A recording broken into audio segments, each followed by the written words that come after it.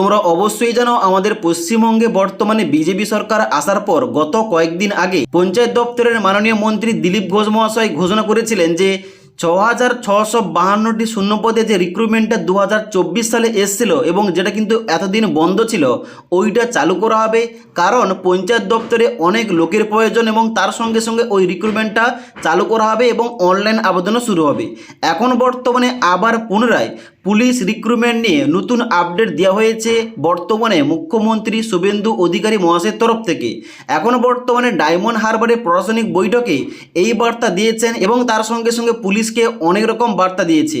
যেমন পুলিশকে বর্তমানে ফিট হতে হবে, স্পেশালাইজড ফোর্স তৈরি করতে হবে, পুলিশের আধুনিকরণে জোর দেওয়ার বার্তা দিয়েছেন এবং তার সঙ্গে সঙ্গে রিক্রুটমেন্ট সংক্রান্ত বলা হয়েছে আগামী 6 মাস থেকে 1 বছরের মধ্যে পুলিশে 20,000 নিয়োগের লক্ষ্য রয়েছে, যার জন্য যেটা পূরণ করবে রাজ্য সরকার। তাই অবশ্যই যে সমস্ত চাকরি প্রার্থীরা পুলিশের চাকরির জন্য কিংবা যে কোনো চাকরির জন্য প্রিপারেশান নিচ্ছিল তাদের সবার জন্য দারুণ খুশির খবর। আগামী কিছু মাসের মধ্যে এই রিক্রুটমেন্টে নিয়ে নতুন নতুন ভ্যাকেন্সি আসবে, constable, sub inspector, female constable ইত্যাদি পোস্টে, যার জন্য আগামী কয়েক মাসের মধ্যে কিন্তু রিক্রুটমেন্টগুলো বার হবে। তাই পরবর্তীতে এই সংক্রান্ত কোনো কিছু নোটিশ কিংবা কোনো কিছু আপডেট দেওয়া হলে অবশ্যই এই চ্যানেল থেকে তোমরা জানতে পারবে।